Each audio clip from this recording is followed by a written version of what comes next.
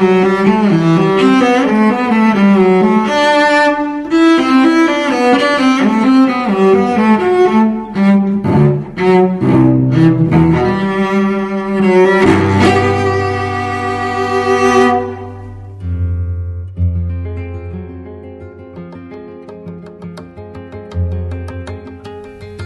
les proponemos una entrevista a un personaje que nos permitirá conocer más cosas sobre el cultivo de la viña en nuestra zona. Hemos encontrado a la persona que nos puede aclarar algunas dudas sobre este singular cultivo y sobre la viticultura del Marco del Jerez y su zona de influencia, ya que la variedad que aquí se cultiva es única para producir uno de los mejores vinos del mundo. Un caldo que a la vez y con el mismo origen varietal se puede dividir en clases y tipos como el vino fino, la manzanilla, el amontillado, el palo cortado, el oloroso, el cream y otros muchos subtipos. Manuel, todo un ejemplo vivo de la historia del Marco del Jerez. Toda una vida dedicada a la vid y a mejorar los que todavía se califican como uno de los mejores vinos del mundo.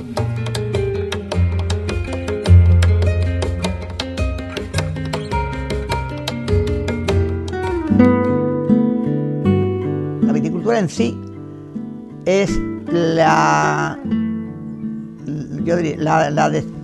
el trabajo general de todo lo que se hace en la viña, y es la ciencia que hay que emplear para hacer ese trabajo. Ahí se incluyen lo que son faenas, lo que son labores, lo que son sistemas, lo que son tratamientos. Eso es la viticultura. La viticultura antigua, el hombre se dedicaba en la viticultura, en el régimen antiguo, que fue antes del año 1950, se dedicaba a perfeccionar más su trabajo. Y había, yo no diría una agresión, sino había una forma de trabajar, porque se defendía el puesto de trabajo, y para defender el puesto de trabajo no había más remedio que tecnificarse en sus labores, y después de tecnificarse no transmitirla mucho a los demás, porque entonces es cuando le quitaban el puesto de trabajo.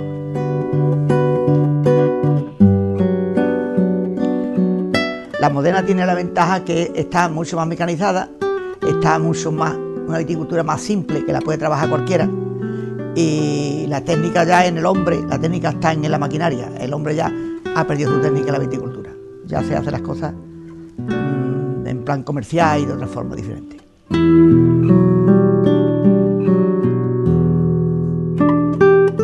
En la viticultura, más que nada, la formación de la cepa es lo que puede cambiar algo, porque en unos sitios podan de una forma diferente a otra, los sistemas de poda. En uno hay vara pulgada, en otro hay poda de cordón, en otro hay en corona, en otro se hace el Santo Cristo, como lo hacen en Chiclana, pero generalmente es la misma. Los fundamentos de la poda es la misma, excepto Chiclana, es la misma.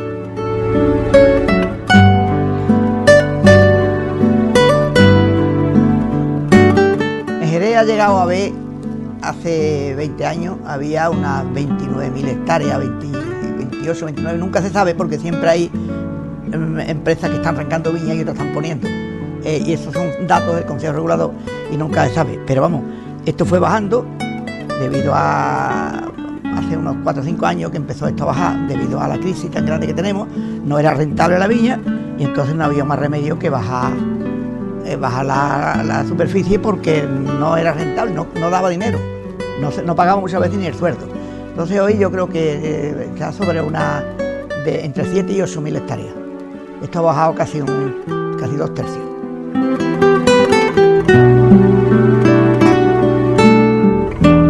La viña se conoce en esta zona porque en Cádiz había un señor italiano, o de padres italianos, él no era italiano, pero de padres italianos, de estos italianos que se vinieron cuando la dominación romana, pues se vinieron por aquí, por Andalucía.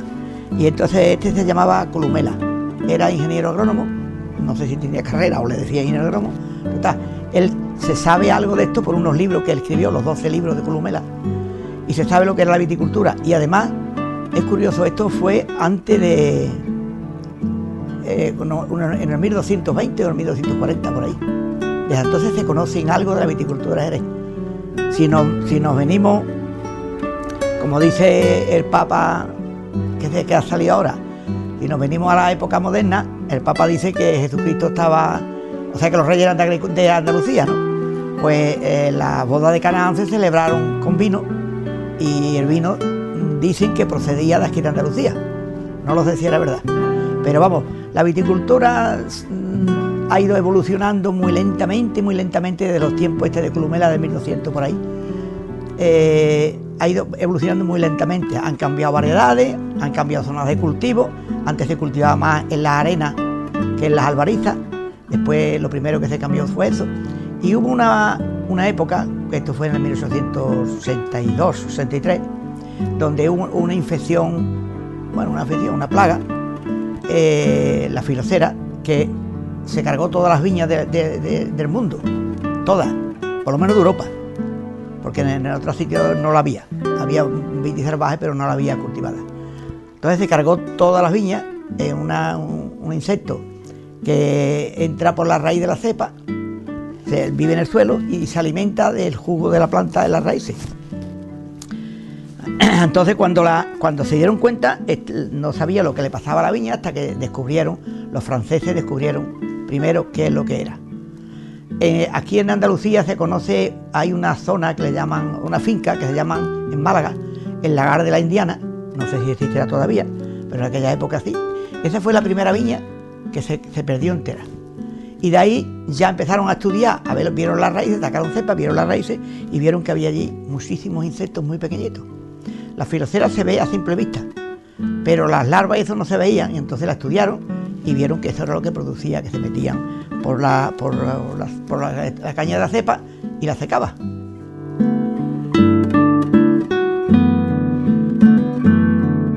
La variedad de palomino es otra, también como la antigüedad de la viña. La variedad de palomino concretamente no se sabe, porque también Columela no la nombraba en casi ningún sitio. Pero vamos, del orden de los 300, 400 años puede ser que exista ya. Entonces había aquí en la primera mitad del siglo XX, había 3 o 4 variedades, como el albillo, como algunas que se mezclaban con los palominos para darle finura, para que los vinos tuvieran más finura. Pero estas fueron desapareciendo. Había algunos foquitos de Salema, que le decían por aquí perruno de Alco, pero estos foquitos también han ido desapareciendo, únicamente se conservan en el condado de Huelva, es el único sitio. En Trebujena había mucho y ya ha desaparecido y todo es palomino. El 94-95% o más quizás de la variedad que se cultiva en el marco de Jerez es palomino. Hay algunas pequeñas fincas de Moscatel, Pedro Jiménez y ya está. Aparte de las variedades que hay que se dedican a otro tipo de vino. La palomino nada más que se utiliza para el vino de mesa, los nuevos vinos de mesa como el Castillo de San Diego, nos querían tapar, y otros más. Pai también tiene otro que se llama Tierra Blanca, que también son vinos suaves, jóvenes, carbonizados, que tienen un sabor y un picor que es lo que le hace característico de estos vinos de mesa. Además, esto le da un aroma especial y le da un picor adulzado que es muy bueno para comerlo en las comidas y no como aperitivo, sino más que vinos de mesa, que por eso se llama vino de mesa.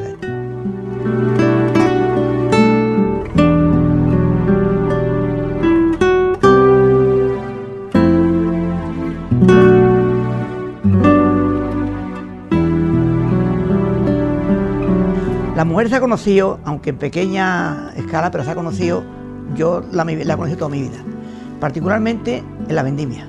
La vendimia se hacía casi en un 50% con mujeres, y más en las pequeñas empresas, la totalidad eran mujeres. Los hombres estaban para llevar a los animales, cargados con la uva, o como encargados de la cuadrilla, pero las mujeres siempre se ha utilizado en las vendimias en todos lados.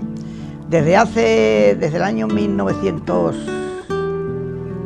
1960 o por ahí, empezaron a trabajar ya algunas en otras faenas de la viña, como recoger parras, amarrar varas, pero no como faenera, sino como cosas de peón, o labores de peón.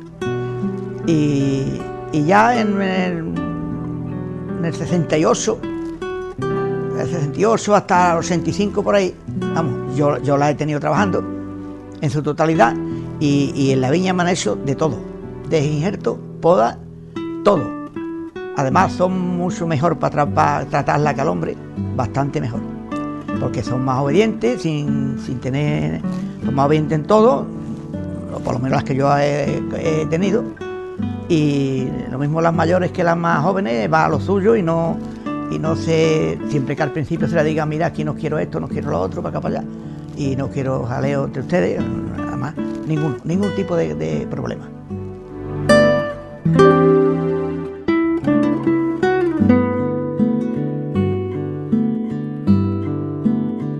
Para trabajar en una viña de oficial de viña, hace falta tener unos dotes y tener un aprendizaje bastante intenso, porque las faenas de la viña es una cosa que no se improvisa de pronto. Eso hay que saberlo y hay que aprenderlo desde chico. La mujer por falta de tiempo, porque le han asignado más el papel de su casa que el papel de trabajar en el campo. La mujer cuando iba al campo a trabajar era pues a escardar en un cortijo o a otra cosa así por el estilo, que era lo que hacía, o a recoger cosecha de lo que fuera, a coger garbanzos, a coger estas cosas. Pero en la viña tenía que dedicarle muchas horas a ese aprendizaje para hacer un buen oficial de viña. Y yo no conozco ninguna mujer que hasta ahora haya aprendido y sepa lo que es la viticultura general.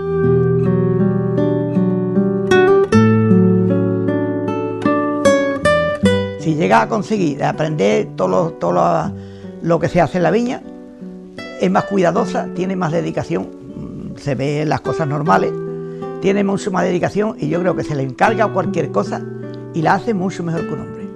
Yo he tenido gente trabajando, mujeres trabajando, no una, sino a 20 o 30 trabajando, y le han encargado que haga análisis, que era cosa, bueno, privativo hasta para los hombres. Eso nada más que lo hacían los enólogos o los analistas, no lo hacían las mujeres. Y yo he tenido 3 meses seguidos en el verano, todos los años, durante 20 años, trabajando mujeres en los análisis, y lo hacían perfectísimamente, mejor que un hombre. Yo no le tenía que decir, nada más que la tuve que enseñar, que me acuerdo que estuvieron un día trabajando sin ganar nada, y todo el día entero yo con ella enseñándola nada más, porque al otro día se iban a ir a hacer análisis, y ellas dijeron, no, nosotros vamos a aprender antes, porque como las ponía yo, no podía de ninguna forma.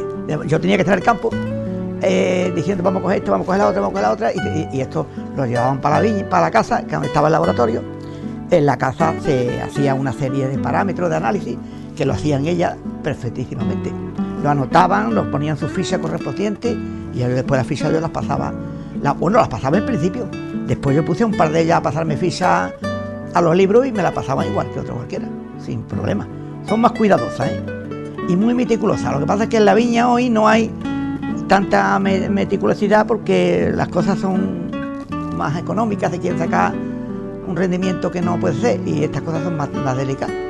Donde yo estaba no eran las cosas así, entonces se hacían las cosas bien, en condiciones.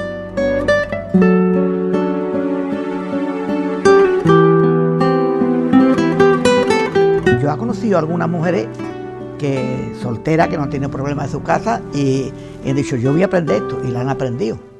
Lo que pasa es que lo aprendían en forma, porque preguntaban mucho y querían, yo les he prestado libros para que fueran aprendiendo, y porque los libros hay que saber las técnicas, hay que estudiarlas los libros, pero las prácticas hay que estudiarlas en el campo, no se puede estudiar en otro sitio. Y entonces se iba allí un grupito de 2 o 3 a que yo le enseñara el injerto, que el injerto lo aprendieron perfectamente, que el injerto es difícil. Vamos, difícil para el que no lo sabe, ¿no? Porque ya lo sabe, pues lo hace como una rutina, ¿no? Pero, y las demás faenas de la viña, hombre, hay que empezar por hacerlas más simples, como puede ser amarrar las varas, como puede ser recoger parra, como puede ser o poner unas espalderas, que también le he tenido yo poniendo espalderas. Espalderas son los alambres que se ponen donde van a amarrar las varas de la viña. eso lo han puesto allí las mujeres. Una era tractorista, que conducía el tractor mejor que nadie, una sortera, había 3, 4 o 5 sorteras, y todo era, y esas me hicieron eso.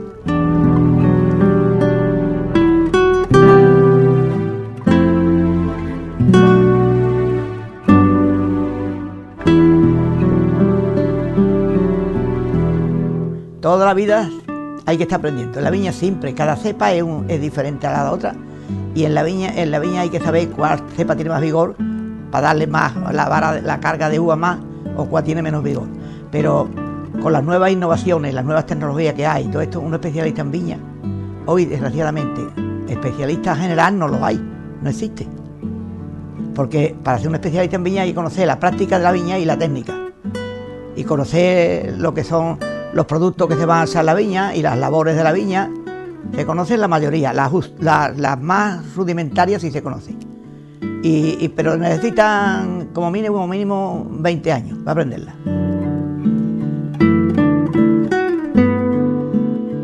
Poquito que han quedado, que queda muy poco ya, y que sean de más de 40 años, sí la saben. Con menos de 40 años muy poco, rarísimo. Van a la viña y no sale la cuadrilla de podadores, va a la cuadrilla de podadores, pero ya esa gente no trabaja. El resto que trabaja todo el año en la viña, trabaja en otras faenas, en otras cosas, pero lo que es la viticultura, el oficial de viña, que tiene que hacer 3 o 4 faenas fundamentales, como es la castra, es la injerta, es la poda, esas cosas, amarra de palo, esas cosas hay que saberlo hacer. Y eso la hacen personas, hacerla bien, me estoy refiriendo a hacerla bien. Hacerla de cualquier forma, hay muchos viticultores que están podando, pero que no saben podar. Pero tampoco es necesario que sepa podar.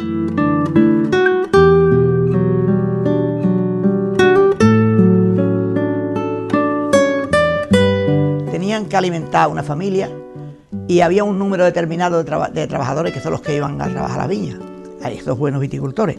Entonces, cada vez que se enseñaba a una persona era uno más que había en el gremio. Y eso era muy malo para la economía de su casa, porque se terminaba el trabajo antes. Si había muchos, se terminaba el trabajo antes y se quedaban en el paro. Y entonces no había paro obrero ni había nada como hoy. De esto hay una cosita muy bonita. En Jerez y en San Lucas, los dos sitios que yo sepa, en cada uno había una escuela de viticultores para enseñarlo en las faenas de la viña. Bueno, pues estas escuelas de viticultores tuvieron vivas al menos, no sé, pero 25 o 30 años o quizás más tuvieron vivas. Y esto fue antes de la guerra española, del año 10 al año 50 por ahí duraron, algo 40 duraron, por ahí. Porque yo que tengo son referencias de ellas, yo no la he conocido, pero tengo libros donde lo dicen y donde especificaban lo que cada uno hacía. Entonces allí escogían, esto eran unas asociaciones o escuelas que le llamaban, que estaban subvencionadas por las empresas porque para que formaran personas que estuvieran bien capacitados, y los profesores eran viticultores, a lo mejor algunos no sabían ni leer, pero eran profesores porque sabían su obligación muy bien. Y la enseñaban, tenían días de prácticas en el pueblo, explicándole en una pizarra unos dibujos más o menos bien hechos, pero vamos, si entre ellos había una persona que dibujaba medio bien, puede ser que lo hacía. Y después había días durante la semana que salían al campo a practicar esos ensayos, eso era en el campo. Estas personas que estaban allí siempre eran gente jóvenes, que tenían una afición muy grande por la viña, pero que no tenían conocimiento, entonces se metían en esto. Después había intercambio entre la escuela de San Lucas y la escuela de Jerez, había intercambio de profesores que daban para cambiar la forma y los conceptos. Se daban clases alternas en un sitio y en otro, y los dos, y porque como el viticultor de San Lucas, el de Jerez no, pero el San Lucas iba a trabajar mucho al campo de Jerez, pues para que supiera las normas del campo de Jerez, pues tenían que tener conocimiento de lo que se hacía en Jerez, y por eso había esos intercambios de profesores entre una y otra. Después otra cosa, cuando una empresa necesitaba un capataz, pues en vez de irse a cogerlo del campo, se iban a los profesores de estas asociaciones y pedían esta persona para capataz, si lo había. Eran tan fieles estos profesores que no engañaban nunca a nadie, y nos lo decían la verdad. Le decían, sí, tenemos un capataz que está bien preparado, porque a lo mejor este que estaba allí estudiando era hijo de otro capataz que iba a estudiar para perfeccionar sus conocimientos, y estaba preparado en el campo y todo, iba allí solamente para perfeccionar las cosas buenas que tenía la viticultura. Después había otra cosa también, que la viña se ha porfiado mucho en si las cosas estaban bien hechas o estaban mal hechas. En una cuadrilla de viticultores, a lo mejor se porfiaba porque se había equivocado al podarla en una yema o en otra, y porque si era de verde, que si era de seco, que si era izquierda, que si era derecha, en fin, eso en las formaciones. Entonces, cuando no había conformidad o unanimidad entre los viticultores de la cuadrilla, muchas veces se paraba la cuadrilla entera de 10 o 12 personas y se iban todas a ver la cepa para que cada uno diera su opinión. Pero si había una disparidad entre, había un 10 que decía una cosa y otro 10 que decía otra, entonces cogían, arrancaban la cepa. Esto a cualquiera le parece una aberración, pero así era. Y así se conservó, de esta forma fue como se conservó la profesionalidad de aquellas personas, haciéndolo así. Se llevaba a la escuela, se cogía una persona de las que habían dicho que era de una forma y otra que habían dicho de la otra, y un mediador o una persona fiel, que es el que dijera al otro día o los 2 días o lo que fuera, pues mira, esto llevaba razón, esto no la llevaba, para seguir haciéndola. Ahora, en las escuelas, los profesores, sí había, que casi siempre la había, allí había unanimidad porque se sabía cuál era la línea de conducta a seguir. Decían, pues esto se debería de haber hecho de esta forma. Bueno, pues aquello no era solo que lo había dicho, sino era una ley, que en un futuro, cuando se presentara otra cepa de esa forma, había que ponerla como que el profesor había dicho, o como había el consenso de todos los profesores, porque si uno decía y demostraba que llevaba razón, los demás que estaban, los demás profesores que había varios, decían, pues sí, y esta persona, el más inteligente o el que más acuerdos conseguía, era el que más decidía y con del que se fiaba. Y ya digo, eso era llevarlo al campo, era ya una ley, que nadie era capaz de saltársela. No, esto es así porque la ha dicho fulano esta. Y se acabó, no había más nada. Esto es otra cosa de las escuelas de viticultura y del gremio de viticultura, que gracias a esto había una perfeccionalidad maravillosa, unos profesores estupendos. Ya no me refiero a profesores de la escuela, porque todos los profesores no estaban en la escuela había 1 o 2 nada más, que es los que estaban dando clases a los que no estaban trabajando durante el día.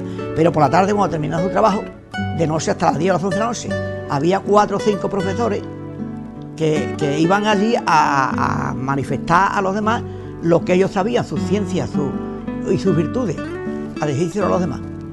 Esto era la viticultura antigua, no era la moderna. Hoy no hay porfía, ni deja a nadie que mire una cepa. Que está mal, sigue para adelante, ya está. Esto es lo que hay.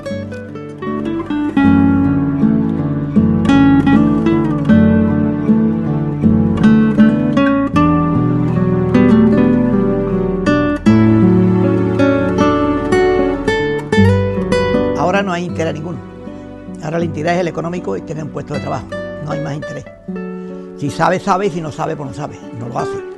Pero antiguamente todo el mundo tenía interés. Había personas que no podían llegar porque sus facultades no se lo permitían, sus facultades intelectuales, diremos, no se lo permitían. Y entonces no veían progreso, y entonces las empresas, eso lo marcaba la empresa, o el capataz de la empresa, es el que marcaba si esa persona estaba cualificada o no estaba. Entonces, si no estaba cualificada, no lo llevaba a trabajar, o lo llevaba a trabajar pero lo ponía en otra cosa, no lo ponía en la faena. El interés era grande entonces, porque ellos sabían que el trabajar, el ser oficial en una viña tenía más asegurado jornal que la persona que no lo era. Llegaba la hora de despedir, una empresa que a lo mejor en la poda necesitaba 10 personas, pues llevaba esas 10 personas, pero todos oficiales buenos. Pero en otras faenas de la viña tenía 20, el doble en personas. Y entonces cuando llegaba la hora de despedir, a los que despedía primero, si tenía que cortar por la mitad, despedía a los que no estaban cualificados. Los que estaban cualificados se quedaban. O sea que el oficial de viñas siempre tenía mucho más trabajo. Eso era otras cosas fundamentales, como el trabajo. Entonces hacía más falta que hoy, casi más falta que hoy. Lo que pasa es que antes las penas y las alegrías estaban más compartidas.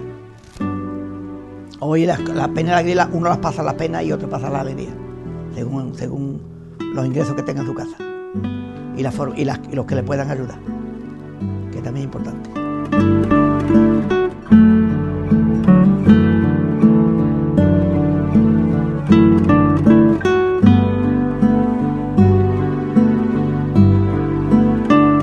Aprender viticultura es muy difícil, pero aprenderla bien, aprenderla para salir del paso, hoy no es difícil. Hoy con 2 años que trabaja una persona en el campo de aprender la viticultura. Bueno, la viticultura para mí es mucho más importante. La viticultura es una ciencia. Y la viticultura es una ciencia para aprenderla, aprenderla y aplicarla como es la ciencia. No estudiarla, porque la viticultura no se puede estudiar. Lo que se puede es perfeccionarla en los estudios. En vez de decir, por decir una cosa, en los yemeros, en la vara de uva, debajo de las yemas de producción, hay como una lámina que cruza el yemero que está en la zona de cambión. Eso se le llama, normalmente se llama gulema. Su nombre es diafragma. El diafragma lo tenemos las personas, el diafragma lo tienen los animales, todo el mundo tiene diafragma, y las plantas la tienen todas. Entonces, eso es una de las cosas que se le ha dicho gulema. Estoy cansado de buscarla por donde quiera la palabra y no existe. Sin embargo, diafragma sí, pero se le sigue llamando gulema, porque es una cosa de la viticultura que no sé por qué ha quedado, y muchísimas cosas más que no vienen en ningún libro ni en ningún diccionario, y se sigue llamando así porque es bonito de llamarlo. Hay una cosa que lo recoge el diccionario de la lengua española, que es, por ejemplo, la palabra, si tenemos una fila de cosas, esta fila que está aquí en medio, pues se le suele llamar línea o linio. En la viticultura no se le llama línea, se le llama liño. Pero lo gracioso es que en el diccionario viene como liño y no se dice ni liño, porque el liño es una sucesión de plantas en línea recta. Bueno, o líneas curvas tampoco, todas son rectas. Es una sucesión de plantas una detrás de otra. Eso es el liño. Y eso es el liño, pero que se llama liño. En viticultura se llama liño. Y en los cortijos se llama liño. Alguna gente, por ignorancia, creyendo que lo dicen bien, dicen liño. Pero no es liño, es liño. Esta es otra de las palabras bonitas que tiene. Bueno, y como esa tiene muchísimas cosas más. La viticultura es una ciencia, y como ciencia, si se quiere perfeccionar, hay que tratarla.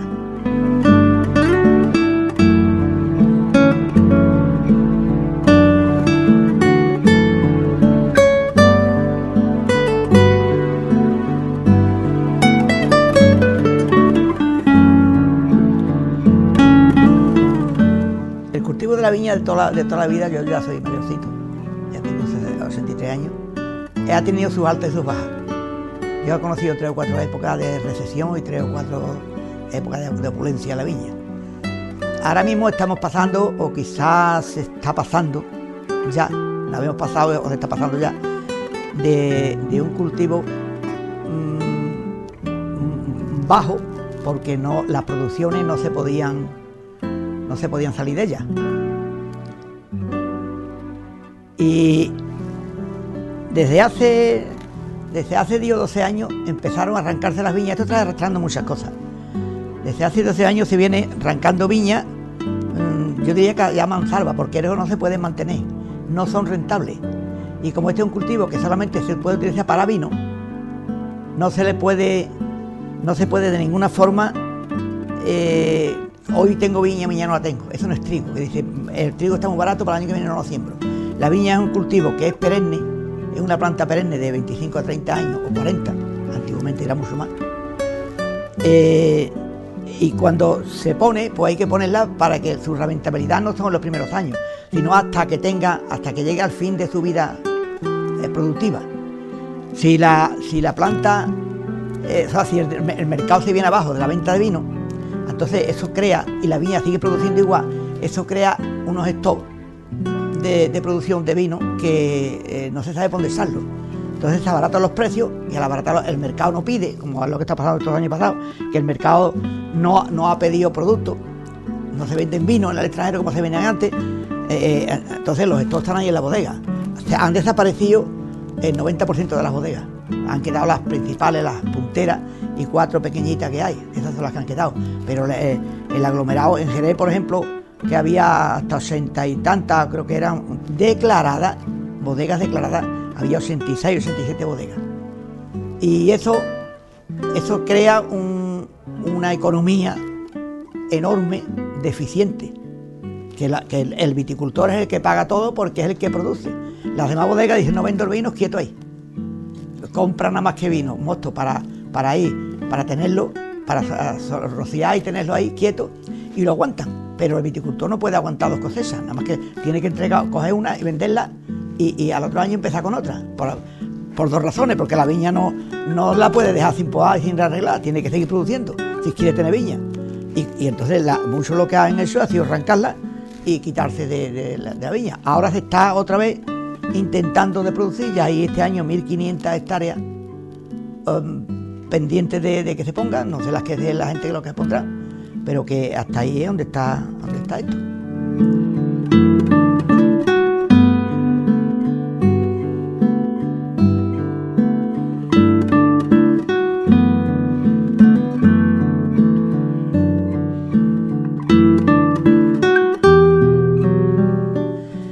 El amor por el campo es porque es donde yo he nacido y donde me he criado.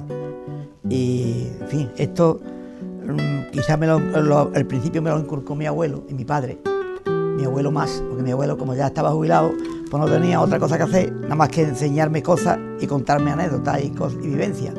Y todas las vivencias y las anécdotas venían del campo, de donde él había llevado 30 años de capataz hasta que se jubiló. Después, ya como ya lo tenía eso metido en mi cabeza, pues cualquier cosa que ha caído en mis manos de lectura o de cualquier cosa, tenía la inquietud de preguntar qué significaba aquello. Y las personas con las que yo me rozaba, pues le hacía preguntas, una me la contestaba, me decía, este niño que tiene 108 años, ¿por qué quiere saber esto? Pero yo lo sabía y me la contestaba y se me quedaba grabado, no se me olvidaba. Y yo en otra ocasión cualquiera, pues me preguntaba, Manolillo, ¿tú te acuerdas de esto, de esto? Sí que me acuerdo, me dijeron usted de esto y esto y esto. O yo cuando veía hacer cualquier cosa, o empezaba a hablar yo, le decía yo que esto estaba mal hecho. Aquello está mal hecho porque ustedes me dieron en tal ocasión que se hacía de otra forma. Y muchas veces en el mismo campo, cuando estaban por ahí trabajando en la viña, donde yo me he criado, en una zona de viña, pues me iba yo allí y le preguntaba sobre el trabajo y cogía la tijerilla, chico que yo era, para podar, que no podía, pero sabía por qué tenía que cortar. Aunque desde muy joven me fui yo metiendo en la viticultura y después ya no ha sido un interés, no ha sido casi una obsesión lo que yo he tenido, porque yo he hecho cursos todos los que había que hacer y he visitado países y he visitado zonas de España casi todas, viendo otras distintas culturas, otras distintas podas, otros distintos sistemas, y esto cada vez que uno va aprendiendo más cosas. He asistido a muchísimas conferencias de grandes personas en viticultura y cada vez que uno va aprendiendo una cosa, el abanico es mayor, se le va abriendo y ya no es lo que tú sabías, sino que quieres saber mucho más. Y por cada cosa que tú ignorabas te se van abriendo un abanico de a lo mejor de 10 y quieres saber las 10 para después saber 100. Esa ha sido mi inquietud y por eso es mi interés con la viña y sigo todavía teniéndolo. Todavía cuando hay una charla, algo de viticultura, de alguna cosa nueva, pues es muy importante de asistir a ella, porque yo me considero que no sé, que a lo mejor me tengo otra vida o yo qué sé, porque a mi edad ya no hay más posibilidad de otra cosa y el aprender es nulo. Pero en una conversación lo que quiero dar mi opinión, y si yo asisto a cualquier cosa, esta semana he asistido yo a una, consistentemente muy buenos profesores, y si yo veo que aquello es interesante, pues trato de aprenderlo con la idea, me parece, de enseñárselo a cualquiera, pero después no tengo a quien enseñárselo. No tengo aquí a nadie, ya no quiere nadie. Ya nadie quiere aprender nada. Ya van a salir y lo que les interesa es un puesto de trabajo. Hay un puesto de trabajo de qué, de lo que sea. Y ya está.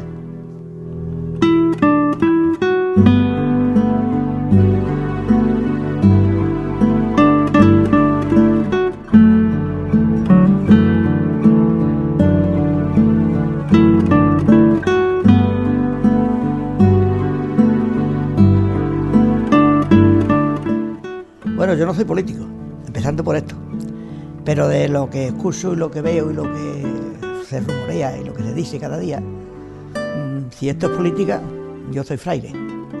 Aquí no hay política, aquí lo que hay es una política corrupta, total, que siempre le toca de perder al que menos tiene. Eso es lo claro.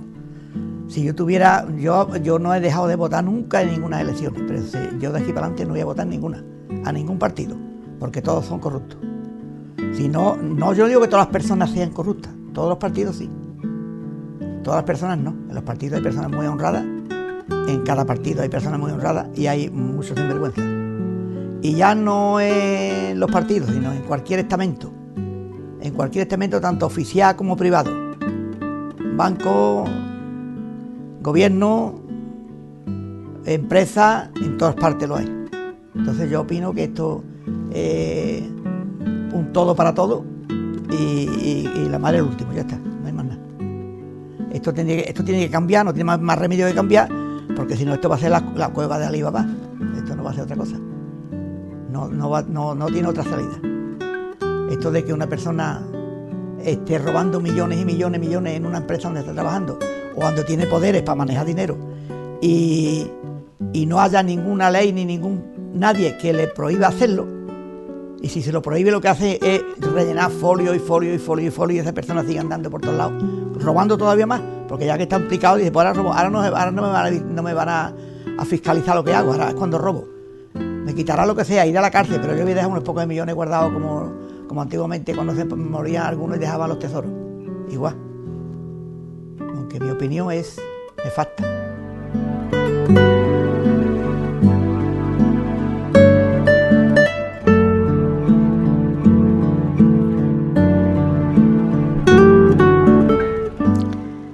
Que no se aburran y que luchen, que el porvenir es de ellos, y como el porvenir es de ellos, que luchen por lo que les pertenece y por lo que es justo que tengan. Las personas mayores ya nada más que pueden, perseguir un puesto de trabajo para llevar su casa adelante. La juventud tiene un camino por delante muy bueno, muy importante. Que sean honrados en lo que sea, en lo que ellos tengan, que sea muy honrado, que todo se paga y todo se descubre. Si hacen algo mal fuera de la ley, se va a descubrir. Y claro, no es que hagan un delito en contra de la ley, sino es que están robando al prójimo, y eso es muy malo. Y como casi siempre están robando los capitalitos de cada persona que tenía unos ahorritos, lo han metido en un banco, o lo han metido en una empresa, y eso es lo que se lleva. Las aportaciones a la ONG y todo eso, de ahí es donde se pierde todo el dinero. Y eso es lo que es malo. La juventud tiene que unirse mucho y luchar sin miedo, luchar sin que miren qué me va a ocurrir. Aquí nada más que puede ocurrir, aquí lo peor que hay, la mancha más grande que puede tener una persona es ser un ladrón. Esa es la mancha más grande que puede tener. Lo demás no tiene nada, lo demás no cuenta nada. Nada. Hay que ser honrado, completamente honrado, y no afectar, la libertad de uno termina cuando empieza la de otro. Y en ese momento de la libertad es a donde hay que discernir qué es lo que uno quiere. Primero pensarse qué es lo que tú quieres y después luchar por aquello, pero luchar a fondo. Y si hay que romper barreras, se rompen barreras. Y si hay que echar gobierno y que entre otro nuevo o que haya una anarquía, que la haya, pero que tiene que seguir para adelante. Que después de una anarquía ya se aunará la anarquía para nombrar un gobierno honrado y decente. Que eso es lo que no hay. Los gobiernos ahora mismo a los mandatarios de los partidos políticos y de los gobiernos les da miedo enfrentarse a la realidad, les da pánico porque en algo están implicados y temen que aquel corrupto que se ha llevado tantos millones lo ponga en la picota a él también. Y entonces lo que a los que todo el mundo lo tenemos por honrado, puede que salte una astilla y lo cojas también. Aunque mi opinión para la juventud, yo admiro la juventud, admiro los valores de la juventud. Y yo creo que el 50% de lo que está haciendo la juventud de atracando un banco a una persona es debido a que hace falta dinero y no tiene un duro. Hay maleantes y lo van a ver. Ese que es maleante de verdad lo va a ver para toda su vida.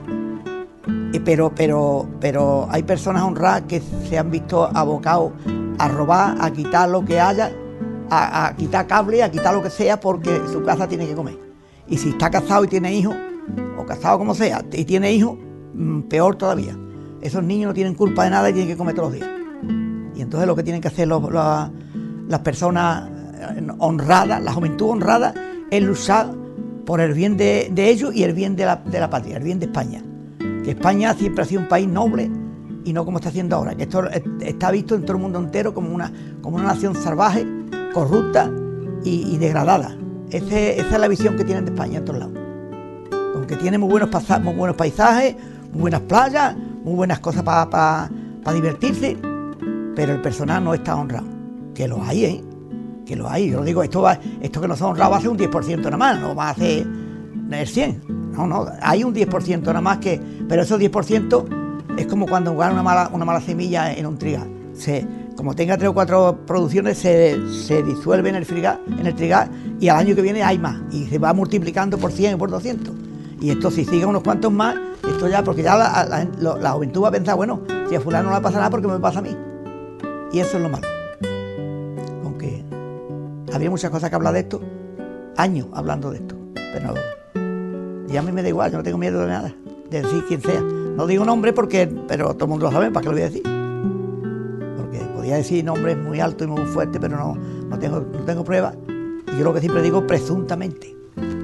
No digo directamente lo que es.